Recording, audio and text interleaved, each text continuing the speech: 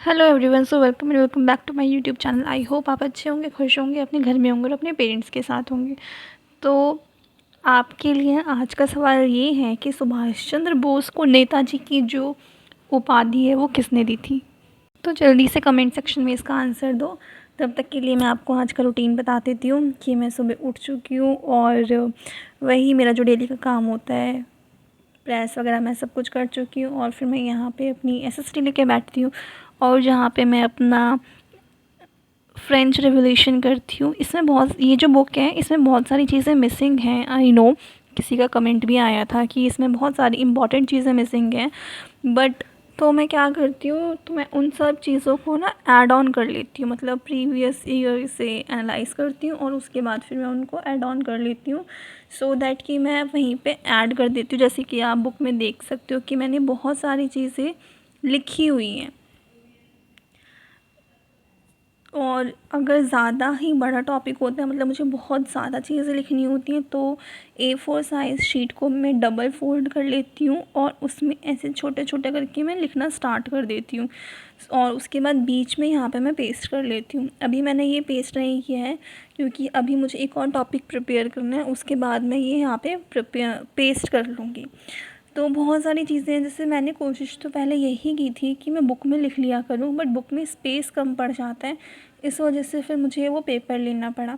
और जो भी PYQs में पूछा गया है और जो बहुत ज़्यादा इम्पॉर्टेंट हो जाती हैं उनको मैं हाईलाइटर से हाईलाइट कर लेती हूँ। मैं पेन से भी अंडरलाइन करती हूँ, बट बहुत सारी चीज़ें ऐसी होती हैं जो हमें दूर से नज़र आ जाए, क्योंकि पेन से अगर आप इतनी सारी चीज़ें अंडरलाइन कर लोगे तो आप फिर उसी को पढ़ते रह जाओगे। इसलिए मैं कुछ कुछ वर्ड्स जो है वो अंडरलाइन कर लेती हूँ ताकि रिवीजन हो तो मैं इजीली कर सकूँ। तो मेरा फ्रेंच रेवोल्यूशन कंप्लीट हो चुका है, मेरा रशियन रेवोल्यूशन भी कंप्लीट हो चुका है और अभी मैं इंडस्ट्रियल रेवोल्यूशन कर रही हूँ। पढ़ते पढ़ते मैं बोर हो गई, तो फिर मैंने जया किशोरी, जिनकी मैं बहुत बड़ी फ़ैन हूँ, तो उनकी मैंने वीडियोस देख ली, क्योंकि इनकी जो वीडियोस होती हैं ना बहुत मोटिवेशन वाली होती हैं, तो मोटिवेशन मिलती है कि अपना काम में 100% दो। आपका फिर काम होता है या नहीं होता वो भगवान पे डिपेंड करता है। तो उसके बाद फिर मैंने राजमा चावल खाए और राजमा चावल खाने के बाद मैं थोड़ी देर सो गई थी। फिर उसके बाद मैं उठी। अब आप लोग सोच रहे होंगे कि मैं क्यों उठी हूँ, मैं कहाँ जा रही हूँ। तो फिर हम यहाँ पे लेने के लिए गए थे अपना गोल्ड। जी हाँ, गोल्ड, क्योंकि अभी थोड़ा सस्ता हो रखा है। आई थिंक 67 समथिंग हो रखा है, मतलब 68 के अराउंड मान लो। तो फिर हम जाते हैं गोल्ड लेने के लिए, क्योंकि आपने अगर मेरी पहली वाली वीडियोस देखी होगी तो उसमें आपको पता होगा कि हम, मेरे भाई की शादी होने वाली है जिसके लिए हम फार्म हाउस बुक करके आ चुके हैं। तो सीधी सी बात है, भाभी घर पे आएंगी तो उनको कुछ तो देना पड़ेगा ना। तो ये हमारे का आई थिंक रिचुअल्स एंड पता नहीं क्या होते हैं। तो फिर हम जाते हैं शॉप पे और उस शॉप में इतनी ज़्यादा भीड़ थी भाई, मुझे नहीं पता था कि गोल्ड की शॉप में इतनी ज़्यादा भीड़ होती है। मतलब लोगों के पास इतना पैसा है, कहाँ से लाते हैं लोग इतना पैसा, फिर भी लोग रोते रहते हैं। तो हमने अपनी पेमेंट एंड ऑल कर ली थी और यहाँ पे हमने कैश दिया था, तो वो गिन रहे थे और मुझे गिनते हुए इतने अच्छे लग रहे थे। उसके बाद हमने जब गोल्ड ख़रीद दिया तो फिर उन्होंने हमें टी ऑफ़र करी, पर मुझे वहाँ की चाय बिल्कुल पसंद नहीं आई। इसलिए फिर जब हम घर आई तो मैंने चाय बनाई, और ये रात की मैक्रोनी थी जो मैं पे खाई नहीं गई थी, तो मैंने मैक्रोनी खाई। के बाद फिर मैं अपना पेपर, मतलब जो सॉल्व पेपर है वो पढ़ती हूँ। 2021 का PYQs लगाती हूँ और मुझे काफ़ी हद तक अब चीज़ें समझ में भी आने लग गई हैं। मतलब जब मैंने पहली बार PYQs देखा था तो मुझे इतना समझ में नहीं आता था। जैसे कि मैं आपको बता दूँ कि ये चीज़ क्या है, रूसी क्रांति लिए ये सब क्या है, और ये ट्रॉयस क्या था। बहुत सारी चीज़ें थी जो मुझे समझ में नहीं आ रही थी, बट अब मोस्ट ऑफ द चीज़ मेरी कंप्लीट हो चुकी है। मोस्ट ऑफ द चीज़, देख रहे हो ना, हम इंग्लिश के ना हम हिंदी के हैं। तो बहुत सारी चीज़ें मेरी ऑलमोस्ट कंप्लीट हो चुकी हैं, तो मुझे अब थोड़ा सा कॉन्फिडेंस आने लगा, स्पेशली इन हिस्ट्री। और मैं सच बताऊँ, मैं मास्टर्स पॉलिटिकल साइंस में कर ज़रूर रही हूँ, पर जो मेरा मेन इंटरेस्ट है वो हिस्ट्री में है। पर मैंने हिस्ट्री से मास्टर्स इसलिए कंप्लीट नहीं किया, फिर परस्यू नहीं करी, क्योंकि यार उसमें ना डेट्स याद करनी पड़ती हैं और डेट्स के चक्कर में ना सारा बेड़ा गर्क हो जाता है। मतलब आप कहीं के भी नहीं रह पाती हो। तो यस, मैं इतना ही कहना चाह रही हूँ कि पढ़ते रहो, 2-2 घंटा पढ़ो, 1-1 घंटा पढ़ो, बट आपकी जो कंटिन्यूटी है वो नहीं टूटनी चाहिए। और एक और अपडेट आपको देनी है कि हमारा जो डीएसएसबी है उसने अपने एग्ज़ाम्स लेने स्टार्ट कर दिए हैं। जून में जो एग्ज़ाम्स थे उनकी डेट तो उन्होंने पहले मेंशन कर चुके थे, और अब जुलाई में भी डेट्स आ चुकी हैं। तो आप लोग तैयार रहो जो टीजीटी के लिए तैयारी कर रहे हैं। Hope so in the month of अगस्त हमारे पेपर होने वाले हैं। तो अभी ये जो एक एक 2-2 घंटे की पढ़ाई है इसको छोड़ दो और अपनी जी जान से 10-12 घंटे पढ़ना शुरू कर दो, क्योंकि मैं भी उसी कैटेगरी में आ रही हूँ। क्योंकि मई से मैं सच बताऊँ, जो पहले मेहनत करती थी, मतलब मैं खुद 12-12 घंटे पढ़ती थी, पूरी पूरी रात निकाल दिया करती थी पढ़ते पढ़ते, वो चीज़ मैंने मई के बाद से बंद कर दी है। मे भी गर्मी बहुत होती है और फिर पढ़ने का भी मन नहीं करता इस वजह से।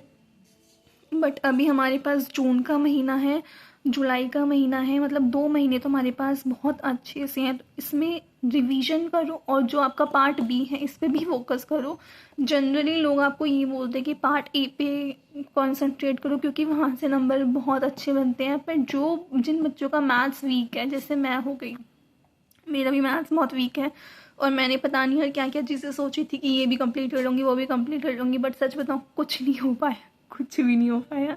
तो ठीक है, हार नहीं माननी है, होना अब मेहनत करना अपने हाथ में है, होना ना होना तो फिर बाद में देखेंगे। तो पार्ट बी पे भी अपनी पकड़ अच्छे से रखो, क्योंकि पार्ट बी जनरली जिनका मैथ्स नहीं होता उनको छोड़ के बोल रही हूँ। जैसे हमारा एसएसटी है, इसमें फैक्चुअल चीज़ें आती हैं, फैक्ट वाली चीज़ें आती हैं, तो वो हमारी मेमोरी के ऊपर डिपेंड करती है कि हम कितना अच्छे से उसको याद कर लेते हैं।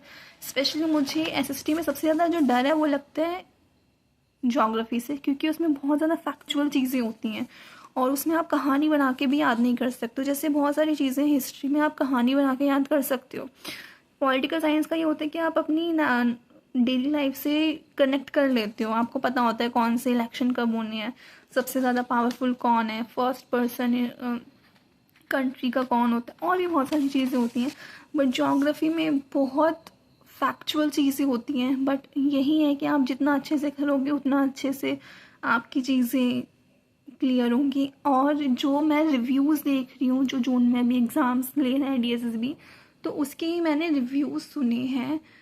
तो जनरली उसमें ये चीज़ बताया गया है कि जो पेपर 1 है, मतलब इसमें हमारे हिंदी, इंग्लिश, मैथ्स और आपकी जीके जीएस आती हैं, उसमें सारे के सारे most of the thing PYQs से आती हैं। तो अब ये वाला जो टाइम है ये सिर्फ पीवाईक्यूज को दो, ये बुक वो बुक छोड़ दो। अगर आपका मैथ्स वीक है छोड़ दो, जो चीज़ आपकी स्ट्रांग है उस पर कंसंट्रेट करो। मैथ्स को मैं लो, मैं ये नहीं बोल रही कि 20 क्वेश्चन आते तो 20 के 20 छोड़ दो, इतना हो गया, कम से कम 20 में से 5 क्वेश्चन तो आपके करके ही आओ अगर आपका मैथ्स बहुत ही ज़्यादा वीक है तो।